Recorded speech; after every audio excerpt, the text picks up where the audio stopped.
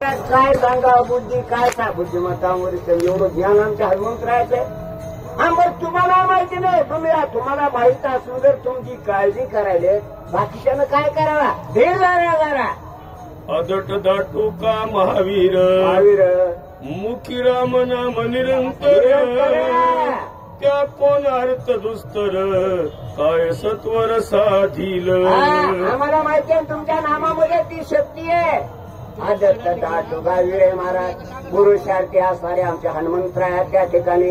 म्हणून आता या ठिकाणी काय करा की तुम्ही थोडासा धीर धरा. अशा प्रकारे सगळी असणारी विनंती त्या ठिकाणी हनुमंतराला करायली. प्रभू रामचंद्र भगवान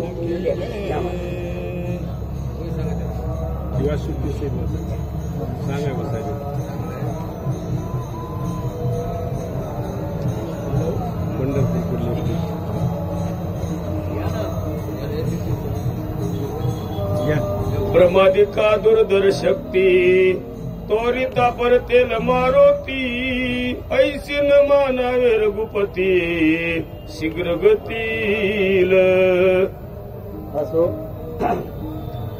प्रभू रामचंद्रांना भगवान कृष्णाला आदी करून सर्व साधू संतांना त्यांचा हा सोहळा आहे. या पवित्र भूमीमध्ये ज्यांनी आपल्या अभंगवाणीतून राम नामाचा डंका सर्वत्र पसरवला, पुन्हा त्यांच्यानंतरची सगळी परंपरा ज्या तत्वाचा उद्घोष करते आहे त्या सर्व संत मंडळाला ज्ञानेश्वर निवृत्तीनाथ गुरु स्थानात आणि अशा गुरुच्या या पावन भूमीमध्ये मी असं निघालो होतो आणि जातो मला ते वाचक सूचक असा आवाज कानी पडला आणि मग मी इकडे वेळ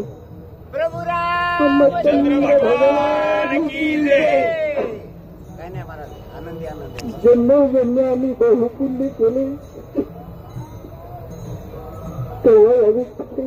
केली. आज हा विषय माझ्या बाबतीत हा योगायोग आहे. मी बालपणापासूनचा रामायणाचा भक्त आहे. आमच्या गावोगाव अशी खूप सारी पारायण झालेली आहे. खूप दिवसांनी असा योग आलेला आहे.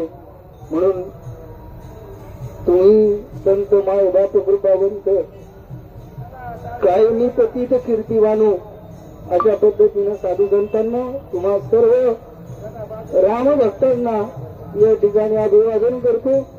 आणि या ठिकाणी कथेची लागावळ जी आहे संत एकनाथ महाराज आपल्याला सांगताय की कशा पद्धतीनं या ठिकाणी प्रभू रामरावाची समजूत या ठिकाणी विभीषण घालतायत की मनोजवम मारुततुल्य वेगम जितेंद्रियम बुद्धिमत्तम वरिष्ठम वातात्मजा महानरित मुख्यम श्रीरामदूतम शरणम प्रपद्ये.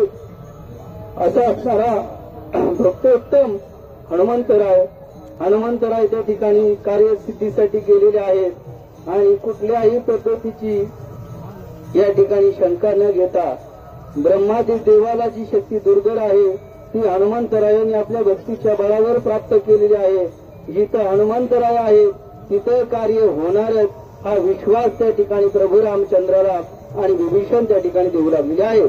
तव उत्तरेच्या दिशा भागी जैसा धग धग दगीत आगी तैस दिसत आहे लागवेगी येत स्वामार्गी देखीला. आणि अशा पद्धतीनं पहिलं उदयाचळू भानू आला.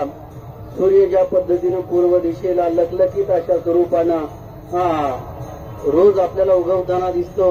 अगदी तशाच पद्धतीनं अशा दिव्य स्वरूपामध्ये हनुमंतराय आणि त्या दिशेनं येताना या सर्वांना दिसलेले आहे. आधीच हनुमान डिसाळ उच्ची पर्वत सबळ देखून आव्हान नरपाळ एक सहेळ पळाली.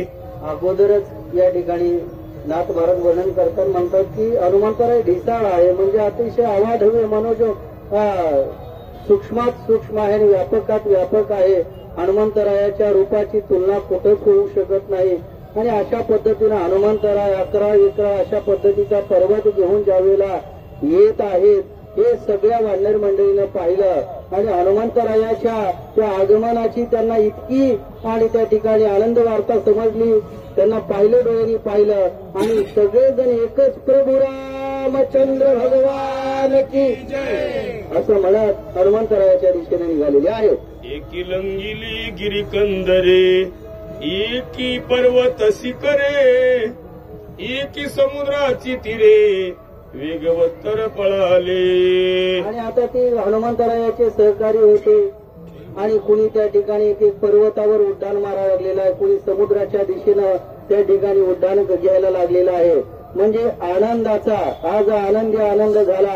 अशा पद्धतीचा आनंद माझ्या हनुमंतरायानं त्या ठिकाणी पर्वत आणल्यानंतर सर्व वानर मंडळींना झालेला आहे आणि तो झालेला आनंद ही मंडळी व्यक्त करत आहेत. एक रिगाले कपाटी, एक रिगाले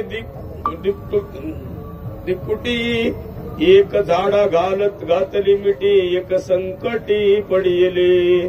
आणि अशा पद्धतीनं कुणी त्या ठिकाणी कपाटामध्ये निघालेलं होतं, गिरी कपाटामध्ये कुणी झाडाला मिठी मारता आहे.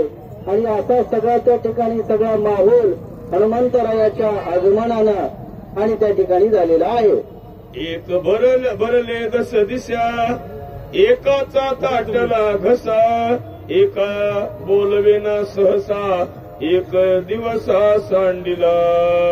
एक दिवसा सांडिला म्हणजे या ठिकाणी भावना वेग ज्या पद्धतीनं आता माझी अवस्था झाली बोलता बोलता थोडं काय सांगू, सावळे गोविंद आपे आपण लपत म्हणत येते